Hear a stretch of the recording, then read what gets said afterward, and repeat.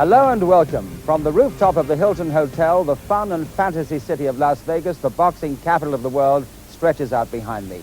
And here again, the spotlight falls on the young man who's added a new and deadly dimension to the world heavyweight scene, Mike Tyson. Just 20 years of age, 29 wins, 26 knockouts, not a single defeat. His defense of the WBA and the WBC titles against the former champion Pinklon heads a bill that is being called the hard road to glory. If Tyson is victorious, he'll face the winner of the other world title fight that you'll see for the vacant IBF championship, Tony Tucker versus James Douglas, in a final contest in August to determine the undisputed heavyweight champion of the world. So it's a double world title bill that we have for you. But first of all, Mike Tyson, who faces a man that he regards as the next best heavyweight in the world, Pinklon. Mike Tyson is trying to put behind him the memories of the last defense, that embarrassing, boring, and bad-tempered affair with James Bone Crusher Smith.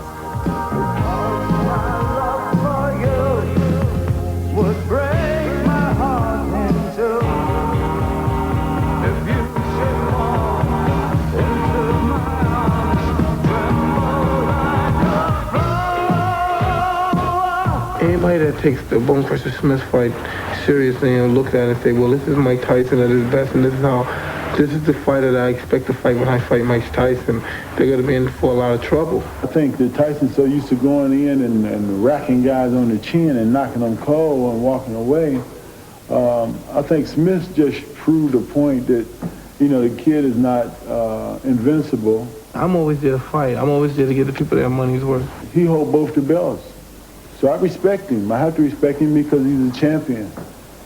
But the night of the fight, after the bell ring, I have no respect for him at all. Well, those are strong words from a man whose career has been marred by drugs, a flirtation with the pop world, and a broken marriage.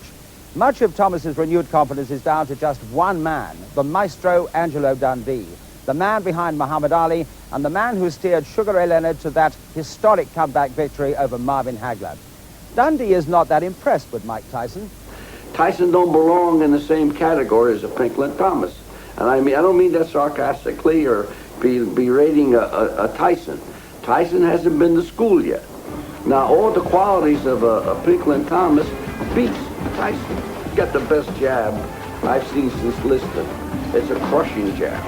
It goes right through him. All I can tell you is that him in the right frame of mind, him in the proper conditioning, him not thinking of other things. He's a heck of a fighter. He's the best heavyweight out there. So Thomas's hard road back has brought him to Las Vegas and a demanding date for the youngest ever world heavyweight champion, Mike Tyson. The WBA and WBC titles are at stake. And now, with nearly 14,000 fight fans assembled in the outdoor arena of the Las Vegas Hilton, let us join at ringside the former world lightweight champion Jim Watt and leading off, Reg Guthridge. So the Rocky theme they're playing then for the entrance of Iron Mike Tyson. And now that Marvin Hagler and Sugar Ray Leonard are out of the picture, this is the man who's carrying the torch of boxing these days, the main man. Now this is obligatory to carry these belts. This is not Tyson's own idea. Both ruling bodies want it. There it is, no dressing gown, sweating like anything, ready for business. What a fighter this man is. 20 years old, you remember. I use the word man advisedly. Real throwback, isn't he, to the old bare knuckle fighters. No trims, no tassels, no dressing gowns. And walks in there, and Jim, it looks as though he's already worked 15 rounds. The sweat bouncing off him. Yeah, he's obviously done a good little workout in the dressing room before they come out. That's one of the things you have to admire about Tyson. He starts right at the beginning of the fight and never stops. So he's obviously got himself warmed up nicely. Introducing, in the blue corner, fighting out of West Los Angeles, California, weighing in at 217 3/4 pounds, with a professional record of 29 wins, 1 defeat, 1 draw, and 24 KOs.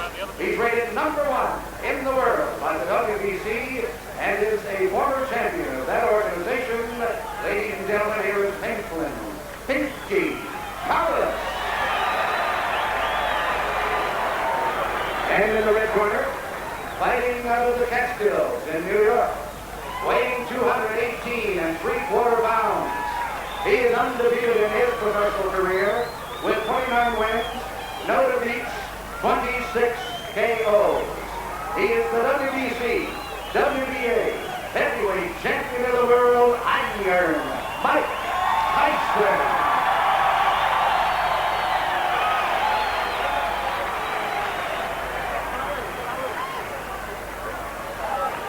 So referee Carlos Padilla then, 55th title fight for him, and there's the statistical rundown. Remember, 20 years of age, that's all he is, Mike Tyson, in there with a big man of 29.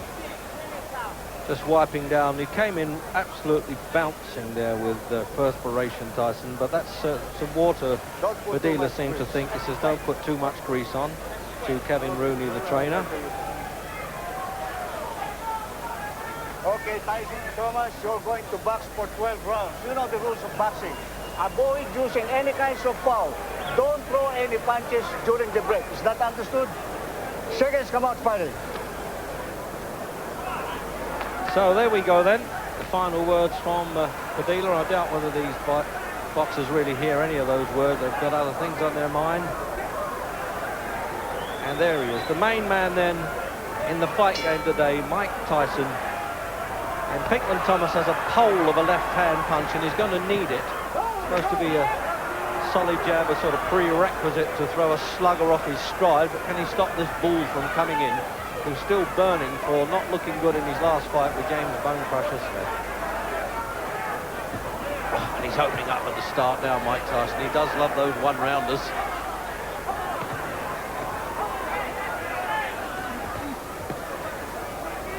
Thomas won't be found wanting when it comes to a bit of gameness. He's proved that in the past. He's only had one really poor fight when he lost his championship to Trevor Berbick. Very troubled, he said, about that. And seemed to genuinely fancy his chance against Tyson, but that didn't sway the odds makers at 6-1 on Tyson. And what a start by this incredible young champion, the youngest in history. He really must have worked out in the dressing room now. This left hook there, he switches that well. So it doesn't look as though that left-hand jab that cornerman Angelo Dundee has been telling Thomas to use is going to be much use to him. Now this is the Tyson we really know, isn't it? Trying to wipe out that memory of the Bone Crusher Smith waltz, and he's really laying it to Thomas at the start. The crowd loving it. Thomas hating it. 15 stone, 8 3/4 pounds of absolute mind, muscle, menace there, Tyson. Who's going to stop him midway through the first? Jim, what a fighter, Tyson. Tremendous power he has, Reg. He doesn't pay anybody any respect whatsoever. He just comes straight through, pays no attention to what they're doing, and nothing that Thomas has shown so far is going to discourage him. Tyson's last two opponents have simply froze on the night with no belief in themselves. A lot depends on how much belief Thomas has tonight. But whatever they come in with, I think Tyson's putting a dent on that already.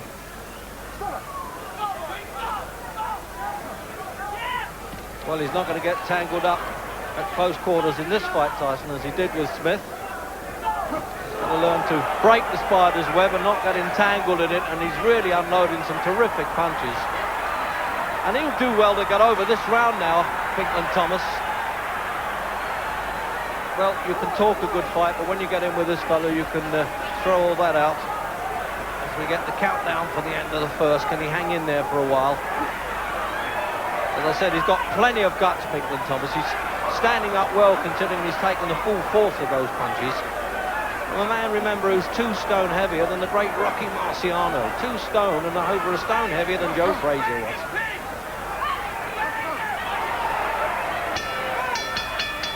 And he's in there, Padilla. He's making sure there's no after-bell punches this time.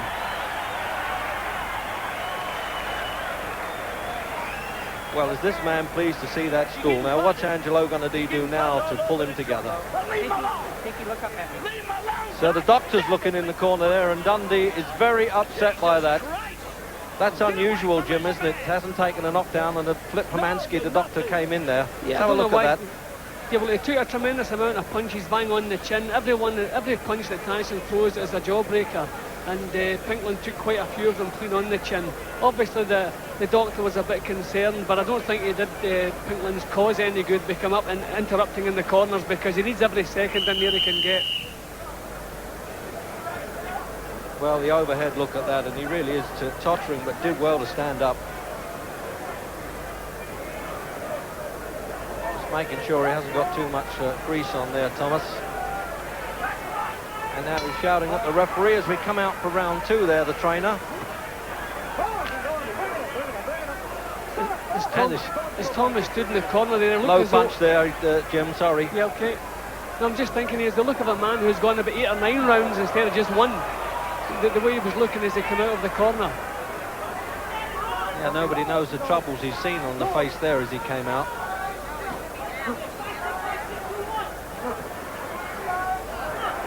So now let's see if he's learned any lessons now, Tyson, on fighting in close like this. Because the big man's bone crusher leaned all over him, which made him, well, let's face it, look a bit ordinary, and he knew it.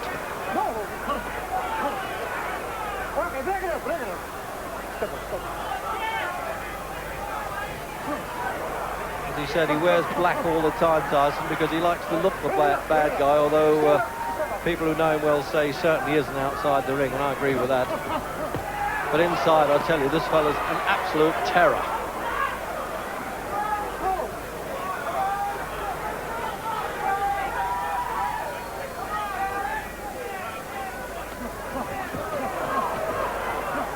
He's had 3 wins, Pinklon Thomas, since he lost his championship to Trevor Berbick, so he's on a winning roll, which is why he got the #1 position by the WBC. This is for both championships, but scheduled for 12 and not 15 rounds. Now, what's he wrestling for like this, Tyson, Jim? He could do without this. Yeah, but I think every punch he throws is a knockout punch. He's simply waiting for the chance to let one go. He's never in any hurry. This is probably not worrying him too much. It's only the 2nd round, and he knows he's trying to push Thomas off now, but Thomas is hanging on to him. Again, it's not really Tyson's fault, this kind of fight. Well, there's Harry Gibbs from London. You can see there's one of the judges, but I would think he won't be needed.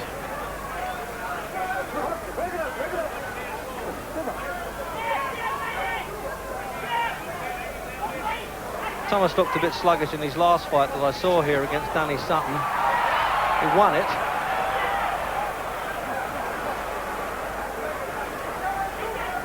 Well, I don't think he can play Matador too much with that left hand as the ball comes in. So he knows how to get inside punches, Tyson. Puts his head on the opponent's chest and bangs away.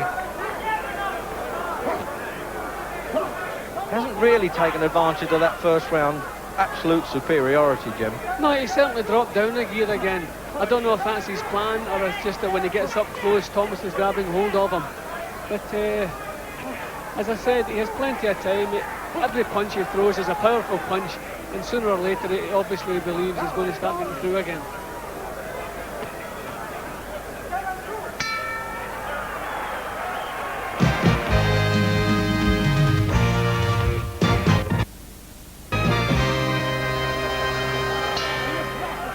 Into round 3, and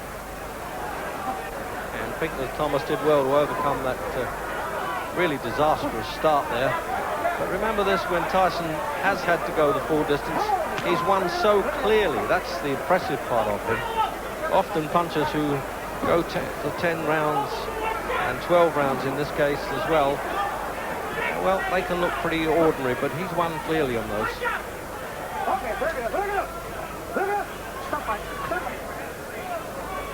So the referee's going to have to work a bit harder, pulling them apart. Yeah, you can't really blame anyone for the grab and hold of Tyson inside, because nobody can compete with the strength or the power he can get into his short punches. So any opponent that ends up getting close to him is going to grab hold of him. It's a bit ridiculous, Jim, when you think in his home state of New York is too young to legally drink alcohol, and there he is now, the heavyweight champion of the world. Mind you, I wouldn't like to be the bloke that refused him.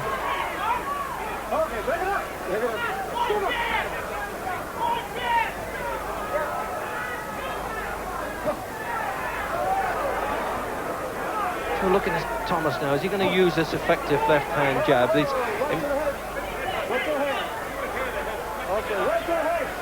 Well, very severe warning there, Carlos Padilla, for watching heads. They can take mandatory points off for that now.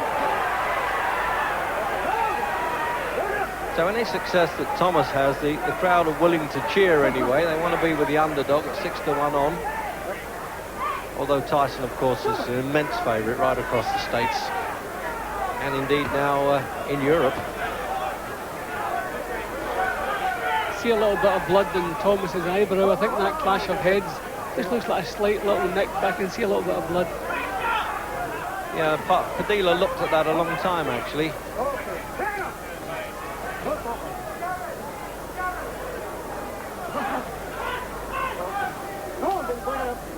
Well, we said he'd have to work hard there, the referee, and it looks as though he's going to.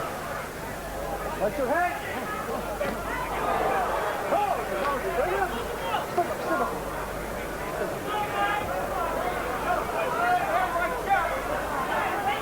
Trouble with Thomas, Jimmy, boxes open to mouth. There's a sort of distressed look about him, even when he's winning.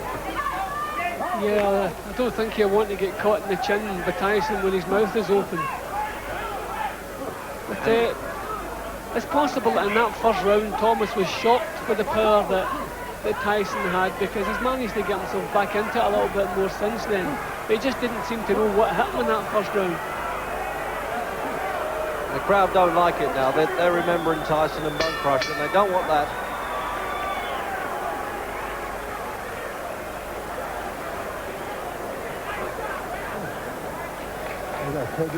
No, he's butting the heck out of you. He's going to go, but nail him. But go first. Don't lay in the clinches. I want you to go first out of everything, okay? Guy, Bub's getting desperate. He's trying to butt the heck out of you, you know what I mean? It's all right. I want you to go first with everything. If he comes jumping at you, go for him. You're here. I'm saying you're here. You guys got to do it. You understand me?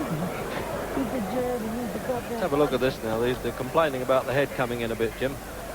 Well, being that he is short and he's got to get inside, he obviously, even whether he's meaning it or not, he is a little bit dangerous with the head.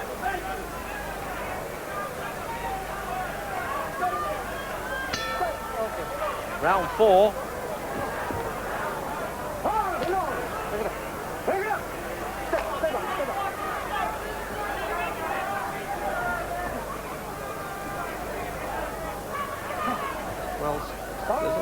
A few fighters that said they could beat Tyson, but none have baited him in the way that Thomas did early on in the initial press conferences.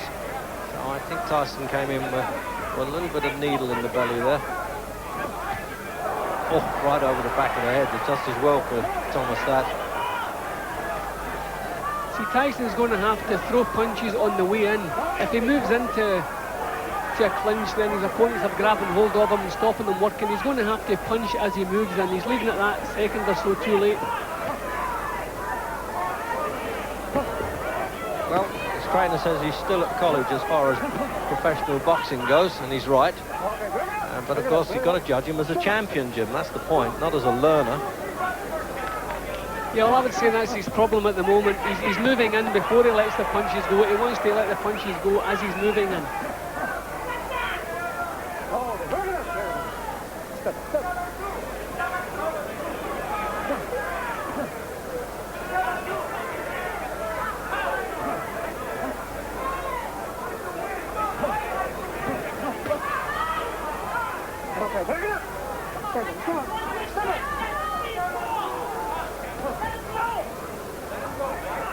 I suppose Thomas is hoping that Tyson might punch himself out a little bit. He likes the idea of people who have taken him to this, but they've all been 6'5", and he does have trouble with tall fighters. He's supposed to be 5'11", Tyson, but there's often a dispute about that. He certainly doesn't appear it now. So it looks as though he's got to work a bit hard for his money. He's had to work to get in shape for this. $2.5 million there, Tyson. Well, Mug's game, you tell that to Tyson, who didn't even finish school and now has bought his first Rolls Royce.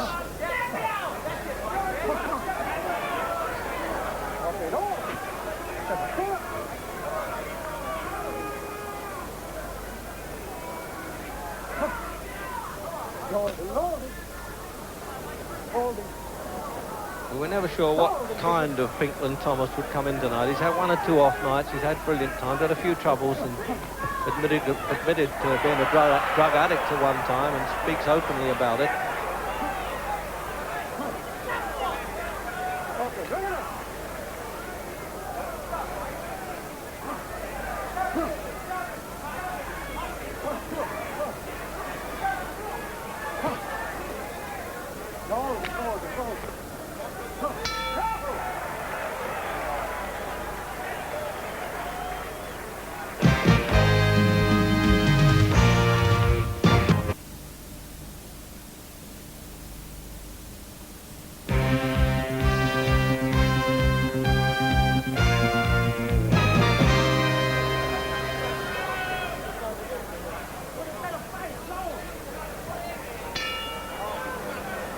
Into the fifth. Tyson's corner man there, Kevin Rooney, saying you're not using your left jab at all, and he wants him to. But I've got my doubts whether he can actually out-jab Pinklon Thomas. That's his best punch. There it is there, you see, trying to match him with it.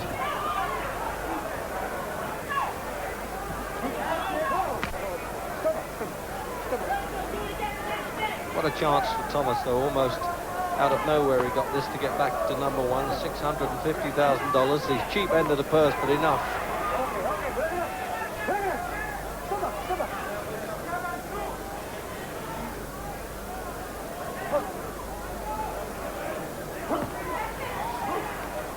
It's just that bit of rawness showing with Tyson at times, Jim, and a little bit of subtlety is missing. Yeah, well, a few times he has been taken into the later stages. And it's simply because his technique is a little bit lacking, but normally he makes up for it with the power he has.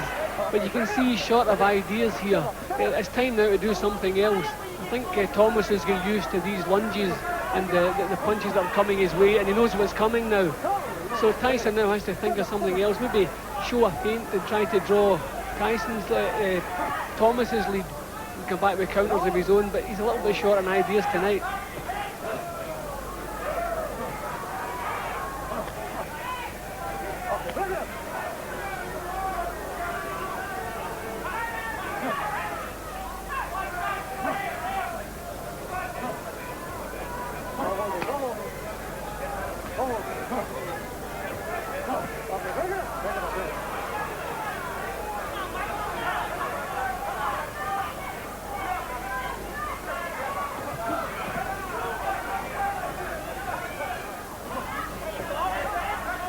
There's Tyson trying to use the left jab now. That's to break up the opponent's concentration with that a bit before he throws the heavy stuff. Although I should think those left jabs hurt enough. He doesn't stop saying watch the head, Jim, the referee, does he? I think he might take a point away from Tyson. Well, he was just a little bit dangerous a couple of seconds ago. Well, he certainly was there, but not with his head.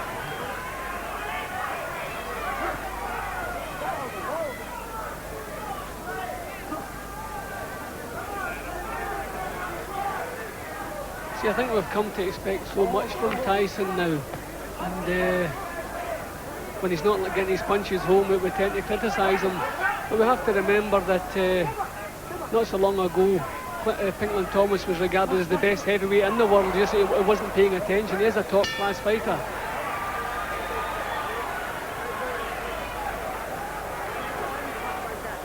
Bad intentions there. You're bad intentions. What's the matter? I'm getting tired. He's getting tired. So there's the size of this man's neck bolted onto those brawny shoulders there. In fact, when somebody said, Ray, will you make a comeback, Ray Leonard? He said, well, I could always fight Mike Tyson's neck. That must weigh 160 pounds. Bad intentions. You gotta go with bad intentions. Hard. Go to the body hard. Hard. You use your jab a little bit. A little. Have a look at some replay there, Jim, with the jabs coming in. Yeah, see, that was the head again. He was a little bit dangerous for the head that time. That's when the Dia warned him. Throw the punch with bad intentions. Keep that jab right there, man. You'll never get a bad.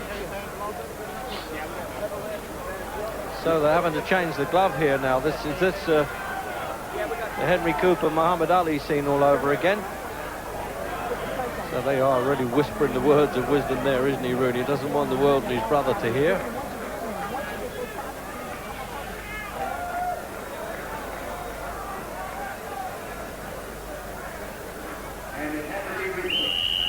So the master of ceremonies announced to the audience there that the glove had torn and had to be replaced.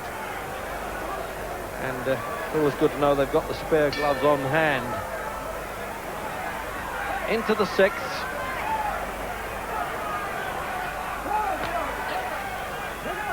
Well, Tyson tasted a bit of leather with the glove on the left hand. I wonder what the new one's going to do.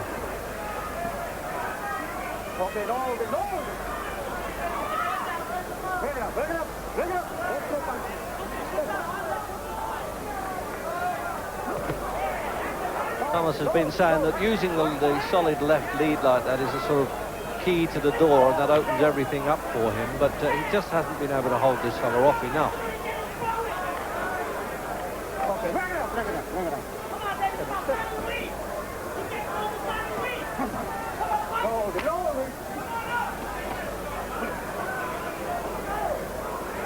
And all sorts of advice now coming from outside the ring. And I suspect from a young lady, an actress, Robin Gibbons, who stars in Head of the Class, who's actually dating Tyson at the moment.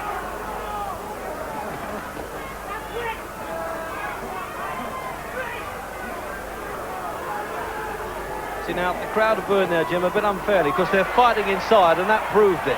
And then they immediately switched to cheers there. Yeah, well, just as I said, by Tyson's own standards, this is kind of calm stuff. They expect to see the dynamite all the time. Oh, he got the job done there. I think he must have heard you there, Jim. What a peach of a left hook that was. And he's going to do it in the sixth because he's only midway through. And this is the way he finishes him off now. The master of the finishing stuff. What a fighter. Absolute ferocious. And what a game man. He took every punch in the book there, Pinklon Thomas. He is not going to make this in the sixth round. And your heart goes out with him, the embarrassment of him being knocked out like that with all the heart in the world. He can't control the legs, but what a tremendous finish there by the Iron Man himself. He's following the loser over to the corner. Once the bell's gone and it's all over, he's the most compassionate guy in the world. Great supporter of kids' charities here. But I tell you, he really is some guy in the ring. What a finish, Jim. It has to be, without doubt, the best finisher in the game today. One good solid punch got through, shook Thomas up a little bit, and then over they came. Every punch was meant to nail him to the floor, and eventually over he went. A tremendous finish from Tyson. There's manager Jim Jacobs there, just whispering in his ear, you can make a few more million, son, well done. There's a very close-knit corner there, and there's two doctors of the Nevada State Commission working there in Pinklon Thomas's corner. Well, what a fighter, and I emphasise yet again, Jim, 20 years old, and here's the finish. See, once he gets the opponent in trouble, every punch that comes over is a finisher. It's a cracking uppercut, and set to come in with the rest. And we look at another angle. I mean, his head almost departs the shoulders there, Jim, doesn't it? He's just got no chance. And what a brave guy. He took some really hard punches before he went down. Look at that, absolute on the button. And you knew he went down there, his head flopped like Wurzel gummies there, and he couldn't get up. Jim? Yeah, every single punch from all angles, and he gets full power into everyone. That was a signal, the punch that came up the way, and then overcome the left hook, and that was all over for the night.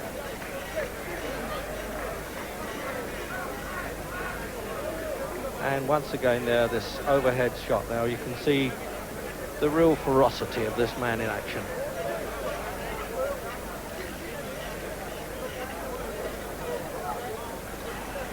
So here's Tyson's reaction then, and he's talking to my colleague Larry Merchant. Mike, until the end, that was tougher than it was supposed to be. Was it tougher than you thought it would be? Good fight, man. Good fight. We'll fight. It's my pleasure to give you a shot at the title. You deserve it. Answer the question. Let me start again. It looked like it was much tougher than it was supposed to be up until the end. Of course, but you know, I saw in something in previous fights he would get tired, and I said if I knock him out early when he's tired, he won't have no defense, and it'll be spectacular. And I knew he would get tired somewhere around the 7th round. And I saw in the last two fights he was gasping for a little air. You said before the previous round that you thought he was getting I tired. knew he was getting tired. But he seemed to establish his jab pretty well and frustrate you quite a bit while you were trying to box with him in those rounds. But as you know, I was getting my jab off too. And as you know, he has a great jab, like everyone knows. You know, and he's a great fighter. And I feel I'm the best fighter in the world because I beat the best fighter in the world. Everybody gave him the regard. Do you feel he was the second best heavyweight out there? Absolutely. Now I proved it. When Kevin said to you before the round, start throwing punches with mean intentions, it sounded to me like he was really saying, forget that jab I've been telling you to throw all this time. No. He wanted me to use the jab, but I was trying to convince him, which is my fault, and I should never do that. He was getting tired. And I said, give me one more round. Give me one more round. And I'll do whatever you say. Okay. Mike, let's take a look at the knockout sequence of punches. You describe it for us. Well, I thought I could sneak the uppercut in there. And I was just working it to the body, to the head. I saw it was hurt. And I just put everything together. He was tough, but I thought I'm going to put him together. And as you see, I'm putting him together. Boom. You hit him some decent shots up to then. Were you surprised that he took them as well as he did? I saw him fight Weaver, and Weaver's the greatest knockout puncher around when he was fighting. And he took Weaver's best shot. What is your feeling of satisfaction compared to the last time we had you here? Well, I opened up and I was using my head more, and now when I go to the gym, I don't have to listen to too much criticism, even though I'm going to hear it. Well, Mike Tyson might have displayed a certain youthful